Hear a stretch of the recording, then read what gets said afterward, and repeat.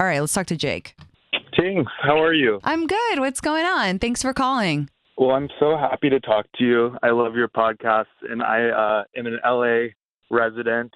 Fantastic. Yeah, so I'm also calling about friendships. Mm-hmm. I'm a gay dad of two. I'm 28 years old. Oh, I just had my second baby. Congratulations. She's 3 months old, Oh so my maybe it's just a God. mix of a lack of sleep and, I don't know, delusion. But recently I've been feeling kind of lonely in LA, and I don't know, you've talked about like LA nightlife. I go out and stuff and like have fun. And recently I feel like LA is kind of boring, so I'm feeling the same way as you. Yeah. And I've talked to my partner about like friendships and was just saying I feel pretty lonely. Mm-hmm. But after listening to your Medium Friends podcast, I was wondering if you had any advice on like building new friendships in the midst of being in a crazy part of your life. I think that's a really interesting question. And first of all, I do just want to acknowledge that you have 2 kids and a 3-month-old. So that's a very isolating, tiring, wonderful time in your life. But like, I think you've got to cut yourself a little bit of slack. I think a lot of people feel super, super lonely in the newborn phase because you're just completely dedicated to your family and it's a lot and you're not sleeping and it's stressful and you're dealing with your other child and it's just a lot going on in your life right now. So I do think you need to cut yourself some slack. Secondly, LA is a lonely place. Everybody wants to be a hater when I say that, but like you said it too, it is a very lonely place for people. If you don't have a built-in huge group of friends, you're very isolated. This is the thing. You're in your home. You're not like walking around all the time, seeing people, especially with a newborn, you're probably kind of doing work and dealing with your kids and dealing with things in your home and your partner. And then like, what other time do you have left for yourself? So you're in an isolated city and you're in an isolated area of your life. So again, you've got to cut yourself some slack. However, in the article, it's actually interesting. They said a way that you can make medium friends or turn medium friends into tier 1 friends is if you have like a shared experience, like you're going through something at the same time as someone.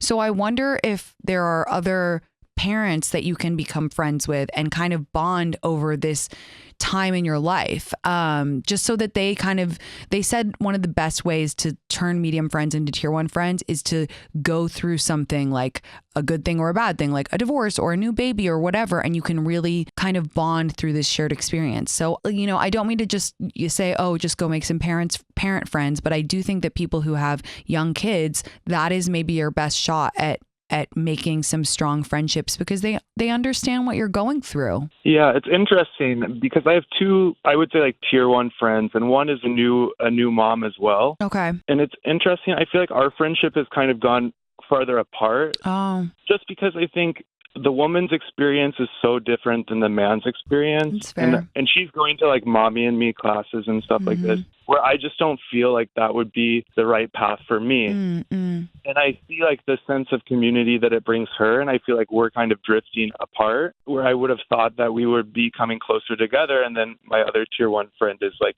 single, living her best life, getting her master's degree, working hard. So we're all busy. But I just feel like we're in that splinter era. I'm 28. Yeah, that's the other thing is like you're 28. That's prime splinter era time. Everybody's going in a different direction. I mean, yeah. I would really keep your eyes peeled and your heart open for new friends then and start laying those seeds. I mean, like I said on the last call, like it's not overnight. That's the hard thing about friendships, but you kind of have to be constantly keeping your heart open for new people. And look, I wouldn't write anyone off just because they don't have kids. Maybe you can find those new friends, but I think you kind of have to cut yourself some slack and just say this might be a little bit of a more isolated period, but then also keep your heart open and start building up those friendships through work, through going out. Maybe you say to your partner, I really need a night off. Can we schedule it in advance so that I can go out with my friends and try and make some new friends that way? Keep your non-negotiables and just make sure that you're taking care of yourself during this new period of joy with your family and also openness to new friendships. Yeah, absolutely. Thank you. I have one quick follow-up. Mm-hmm. Do you know of any good like social clubs in LA that you would recommend like dinner clubs or something. I'm a sommelier by trade. Oh my God. So Sickest job ever. I feel like everybody will want to be your friend. I don't.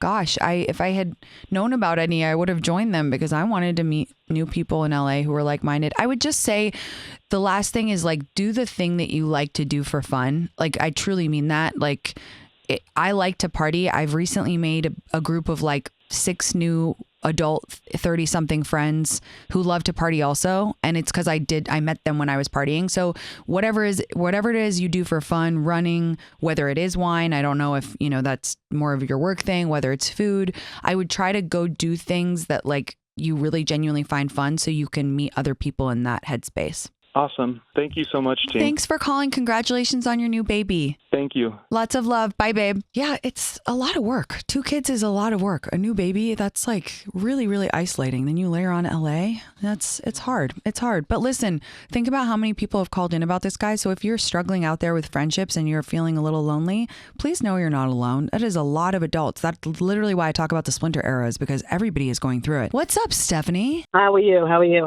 I'm good. What's going on? I have an earful, doll. I really do. Okay. I have a predicament. I'm where ready. I have my husband, who is a sweetheart and a doll, and I love him very much. We've been together for 15 years. His mom, her husband recently passed like a year ago. Okay. And he's like, she can't live alone anymore. I want to bring her here. And I really wasn't a fan of the idea, but I knew it was just going to be like a temporary thing because we were supposed to be moving. We didn't have the extra room in my place. But I was just like, listen, all right, it's temporary. We can figure it out, right? Sure. I'm not going to tell him no. It's his mom. Yeah. I love the idea that he did what he did, Yeah. But now it's been a year later. We got pushed out of the housing market, so now I can't buy a house. I have to wait. And I'm stuck in my rental, and I'm stuck with my mother-in-law in my living room, and my husband's gone all day. And wait, I'm sorry. She lives in your living room? Yeah, she's in my living room. Oh, my God. Yeah. How have you been doing this? Better. How have you been living? I can't, when I tell you, I am so, like, I can't do this anymore. We fight every day. And, we went from being, like, so great and never fighting to now every day it's, like, arguing. I'm just like, babe, you got to get her out of my fucking living room. Yeah. I can't take this anymore. And he's like, no. He's like, I can't put her in the basement. It's terrible. And I'm like, we have a basement with nothing in it. Like, why can't we put her down there? No, I'm sorry. She has to go to the basement. I'm sorry. I know that sounds bad, but she has to. I know. That's not okay. That's your only common space, and it's your house. And a year is crazy. That's like, you're a good daughter-in-law. Don't make anybody let you feel like you're not a good daughter-in-law. A year is so generous, and you're a good person, and it's not because you don't like her, but it's like affecting your marriage now. It really is, and he just doesn't get it because he's gone all day, and I'm home all day. And I'm just like, I have to be home. I work from home, and this woman's in my space all day long. Wait. And I just got a puppy, and my poor puppy can't run around, and it's really horrible. And I'm just like, she's not great with stairs. So we're going to get a stair lift for her so she can come up and down freely on her own. Like, I've done the homework with the stuff, but he's still not on board with it. Well, what about her? Is she comfortable in your living room? Is she aware of how intrusive she's being? Honestly, don't think so, because she just sits there all effing day and doesn't move and doesn't do a thing. He's very selfish. Have you ever had a conversation with her about it? Have you ever said, this isn't working, we need to change something, or like it's causing a fight between me and your son? Yeah, and she's just like, well, what can I do? I'm trying to like think of things. She's not helpful. She plays victim. She plays like she's not very smart. Like, and she's not. It's not like she's a dumb person. She's very smart, but she just plays off like I can't explain it. She's like I know what you mean, but that's honestly scary and creepy that she's kind of playing to your son's like weaknesses. And like, I mean, that's truly crazy mother-in-law shit. I'm sorry. That's really, really demonic. And I'm really sorry you're going through this. You have to get her out of there. You got to get that stair thing installed ASAP and then put her down there. Like almost like 2 weeks away of like really getting this thing done, whether I have to pay for it myself or not. But like he enables her, and I'm just like, stop. I'm like, she's not like handicapped. She can do these things on her own. What are you doing?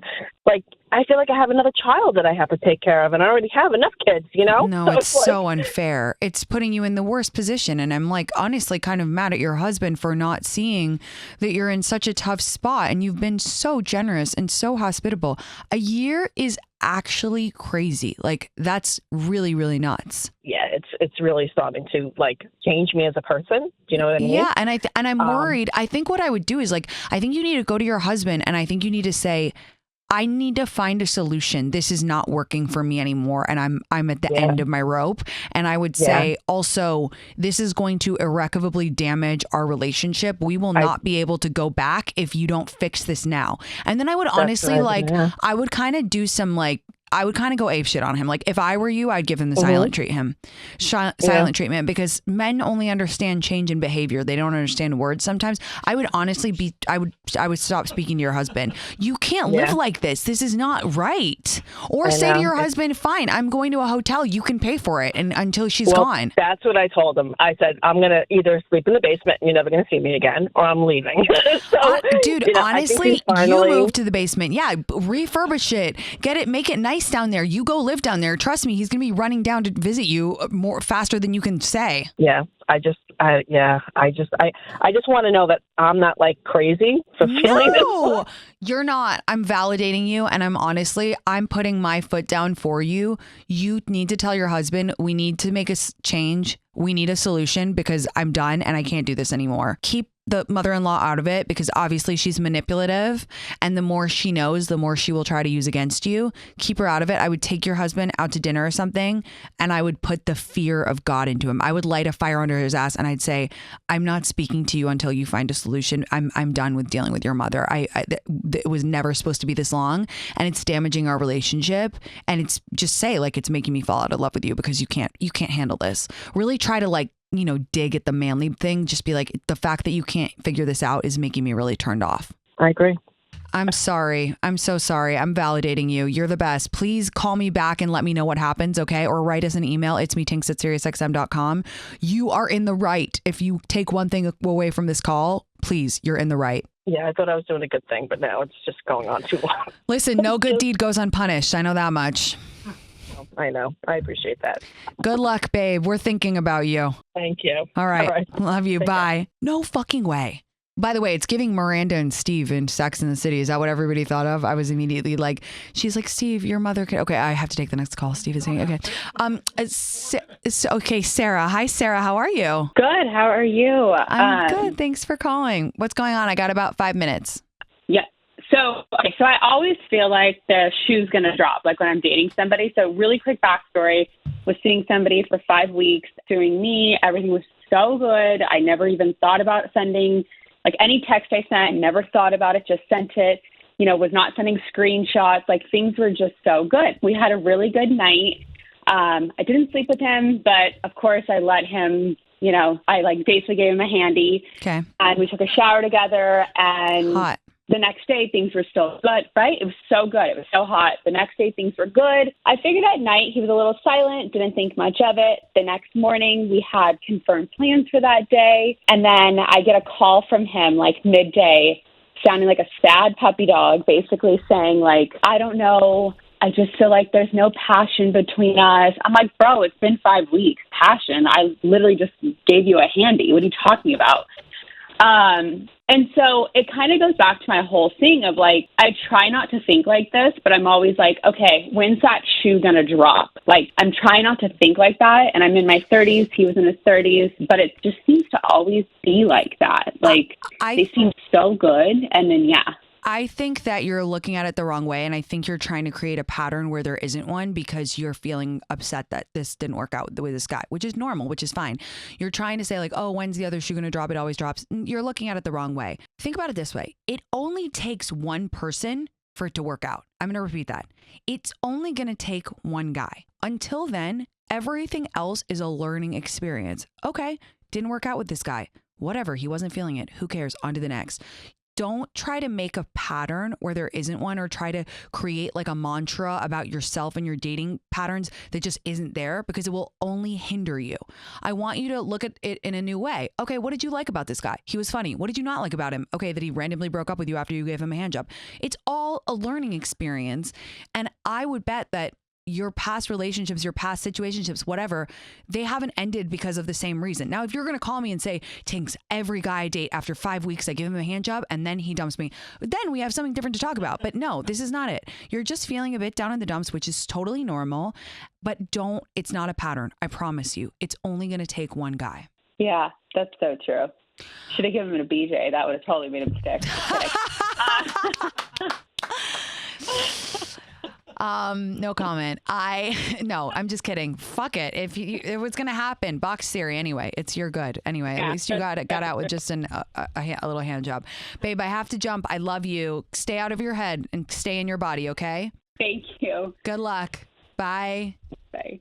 One thing we can't do is make patterns where there aren't any. It's not helpful.